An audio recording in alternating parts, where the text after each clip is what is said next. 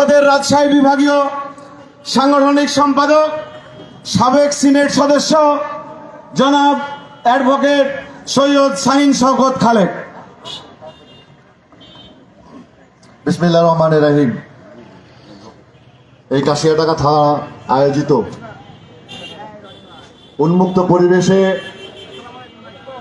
নতুন গণতান্ত্রিক বাংলাদেশে স্বৈরশাসক মুক্ত এই যে সুন্দর সুফলা সুজলা সুফলা শ্যামল নদীমাতৃক আমাদের এই ভালোবাসার বাংলাদেশ, যে বাংলাদেশ একসময় কঙ্কালে পরিণত হয়েছিল, বাংলাদেশের নদী নালা খাল বিল পুকুর, সেখানে রাতের অন্ধকারে খুনি শেখ হাসিনাবাদের যে দাবেদার বাহিনী ছিল, আইন শৃঙ্খলা বাহিনী ছিল, ঘাতক বাহিনী ছিল,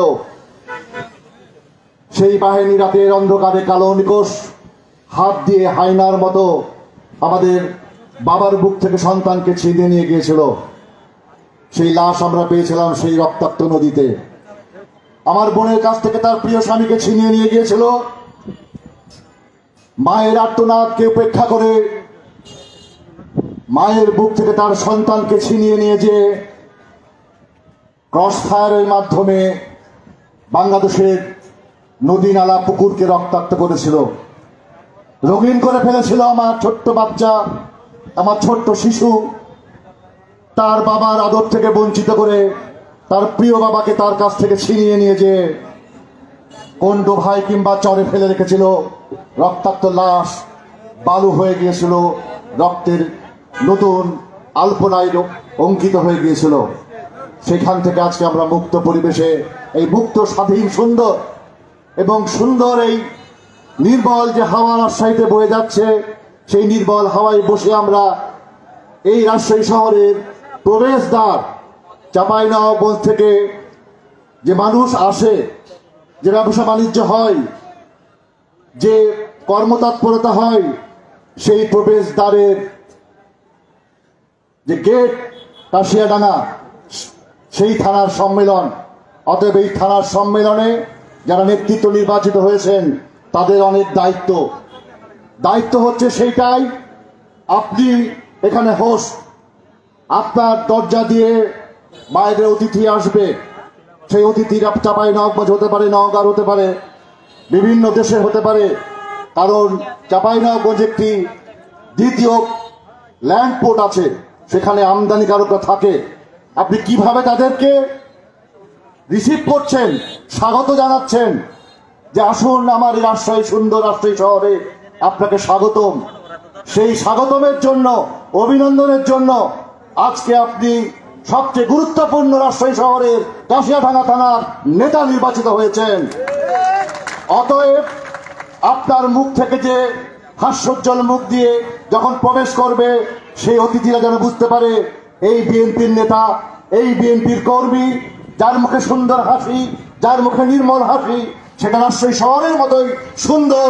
আমার প্রাণপ্রিয় নেত্রী দেশনেত্রী বেগম খালেদা জিয়ার যে নির্মল হাসি সারা বাংলাদেশের 18 কোটি মানুষকে হাসিয়েছিল তার মুক্তির পর, সেই হাসির মতোই নির্মল, সেই হাসির মতোই সুন্দর হবে। সেই জন্য আপনার চলাফেরা, আপনার কার্যক্রম, আপনার প্রতিদিনের উঠা বসা প্রতিটি মানুষ ফলো করবে। সেই উদাহরণ যেন আগামী দিনে থাকে, সেইটি কেন্দ্রীয় কমিটির পক্ষ থেকে আপনাদের প্রত্যেকে আবেদন। প্রিয় ভাই আমার, আজকে আমরা দাঁড়িয়ে আছি সেই মুক্ত পরিবেশে। সেই মুক্ত পরিবেশের আজকে সভার সভাপতি উপস্থিত আমাদের প্রাণপ্রিয় নেতা, বাংলাদেশের মুক্তিযুদ্ধের অন্যতম অগ্রনায়ক, ঢাকা রাজপথকে প্রকম্পিত করে যিনি উত্তর থেকে দক্ষিণ, পূর্ব থেকে পশ্চিম পর্যন্ত ছুটে যান সাংগঠনিক কাজে, সেই চেয়ারপারসন উপদেষ্টা বীর মুক্তিযোদ্ধা আব্দুল সালাম। উপস্থিত আছেন আরেকজন বীর মুক্তিযোদ্ধা, প্রখ্যাত আইনজীবী, রাজশাহী শহরের আহ্বায়ক, বিএনপির আহ্বায়কের সাদাল ঈসা। উপস্থিত আছেন সংগ্রামী রাজপথের নেতা, সদস্য সচিব মামুনুর রশিদ। উপস্থিত আছেন আমাদের অভিভাবক, যার ছায়াতে আমরা সবসময় বড় হয়েছি, আন্দোলন সংগ্রামে যিনি আমাদেরকে বুকে আগিয়ে রেখেছেন, সেই নজরুল হুদা যুগ্ম আহ্বায়ক। উপস্থিত আছেন যুগ্ম আহ্বায়ক শাফিক, যুগ্ম আহ্বায়ক আসলাম সরকার, যুগ্ম আহ্বায়ক মন্টু এবং আমাদের যুবনেতা জনাব রাজপথের অত্যন্ত দক্ষ সংগঠক মাসুদুর রহমান লিটন, মাহফুজুর রহমান লিটন, মাহফুজ আর মাসুদ আর মাহবুদ এই শব্দের অনেক গন্ডগোল হয়ে যায়। যাই হোক, তার নেতৃত্ব তাকে যোগ্যতা জায়গায় নিয়ে এসছে। প্রিয় ভাইয়ের আমার, আমি বলতে চাই কোনটা দিয়ে শুরু করব। ভারত পাকিস্তানের যে যুদ্ধের খেলা শুরু হয়েছিল সেটি দেখে প্রতিদিনের আমাদের রাত্রি কাটতো, ভালোই লাগতো। কখনো রাফাল দিয়ে আক্রমণ, কখনো F-17 দিয়ে জেসিডি দিয়ে আক্রমণ। আরেক পারে সুফিয়া কোরাইশি, ভারতের একজন মুসলমান, সে নেতৃত্ব দিচ্ছে। আর আরেক দিকে পাকিস্তানের আরেকজন বীরাঙ্গনা, আরেকজন সাহসী পাইলট আয়েশা ফারুকি নেতৃত্ব দিচ্ছেন। রাফালের সাথে F-17 যুদ্ধ আকাশে বেশ ভালোই লাগছিল।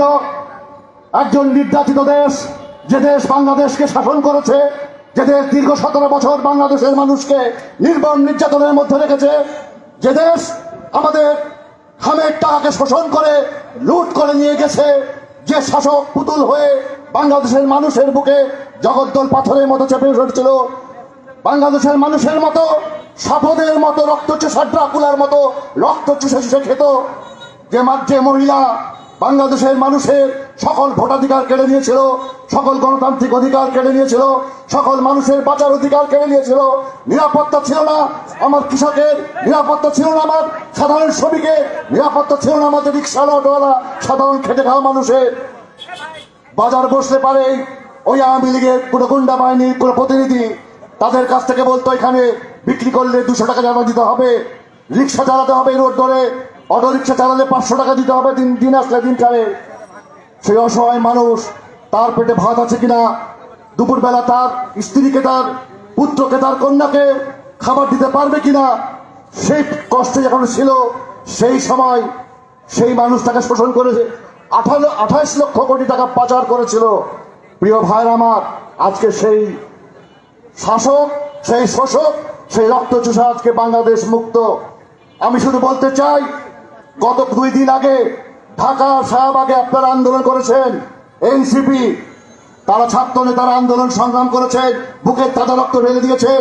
দীর্ঘ 17 বছর আমরা আমাদের লক্ষ নেতা কর্মী জেল খেটেছে, মামলা হামলায় জর্জরিত হয়েছে, পরিবার হারা হয়েছে, সন্তান হারা হয়েছে, মা হারা হয়েছে, বাবা হারা হয়েছে, কিন্তু জাতীয়তাবাদী দলের আদর্শের জায়গা থেকে এক চিরে লড়ে যায়নি, এক চিরে সরে যায়নি, আওয়ামী লীগের কাছে মাথা নোয়ায়নি।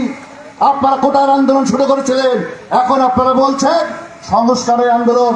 প্রিয় ভাইয়ের আমার, আমরা বলতে চাই, বাংলাদেশের স্বাধীনতা যুদ্ধে যারা বিশ্বাস করে না, বাংলাদেশের 71 যারা বিশ্বাস করে না, সেই 71-এর ঘাতক জামাত, যার বহুরূপী রূপ, তিনি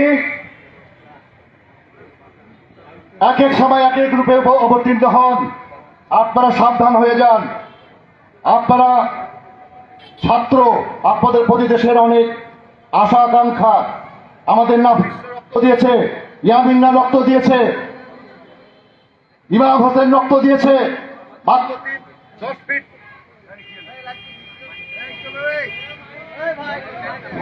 মাত্র 10 ফিট দূর থেকে বুলেটের আঘাতে জর্জরিত করেছিলেন তামিমের বুক। তার বাবা বলেছিল, একটা মানুষকে কয়টা গুলি লাগে স্যার? এই কথা আপনারা ভুলে যাবেন না। ইয়ামিনকে কিভাবে এসিপির গাড়ি থেকে ফেলে দেওয়া হয়েছিল, ভুলে যাবেন না আমাদের ওয়াসিম কিভাবে রক্ত দিয়েছিল। আজকে জামাত ইসলামের গুপ্ত সংগঠন আপনাদের মধ্যে ঢুকে আছে নতুন নতুন কথা বলে। তারা বলে আওয়ামী লীগকে নিষিদ্ধ করার কথা আমরা বলেছিলাম। আমি ডেট ধরে বলে দিচ্ছি, জামাতের যে অলি আছে না, একজন অলি শফিকুর রহমান, 3/9/24 তারিখে তিনি প্রথম বলেছিলেন আওয়ামী লীগকে আমরা ক্ষমা করে দিয়েছিলাম। বাংলাদেশের রক্ত শুকায়নি, বাংলাদেশের ঘাম শুকায়নি, বাংলাদেশের গণতন্ত্র প্রতিষ্ঠিত হয়নি। তিনি ক্ষমা করে দিলেন আল্লাহর অলি হিসাবে নাজিল করলেন, আওয়ামী লীগকে আমরা ক্ষমা করে দিলাম। 3 তারিখে বলেছেন, 9 তারিখে তিনি বলেছেন 9/10/24 আওয়ামী লীগের উপর কোনো জুলুম আমরা চাই না। তিনি বলেছেন 11/5/25 তারিখে রাজনৈতিক দলকে আলোচনা করে আওয়ামী লীগকে নিষিদ্ধ ঘোষণা করতে হবে। এই বিক্ষুব্ধ লোক ওই এনসিপি জনসভায় যোগ দিয়ে বলেন, আমরা অনেক খুশি।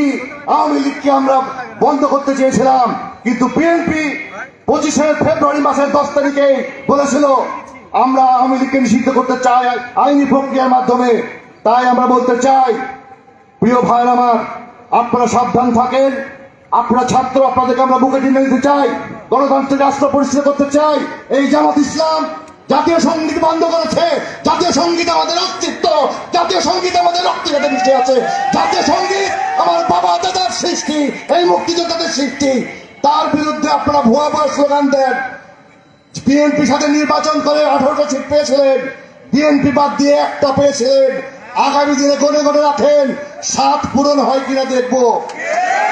বড় বড় কথা বন্ধ করেন, ভুয়া কার নামে বলছেন। জনগণ আগামী নির্বাচনে আপনাদেরকে ভুয়া তো দূরের কথা, আবার এই গর্তের মধ্যেই ঢুকিয়ে দিবে। এ কথা মনে রাখবেন। সেই জন্য কথাবার্তায় সাবধান, সেই জন্য ধর্ম করেন, মোনাফিকি করেন না। সত্যের পথে আসেন, ন্যায়ের পথে আসেন।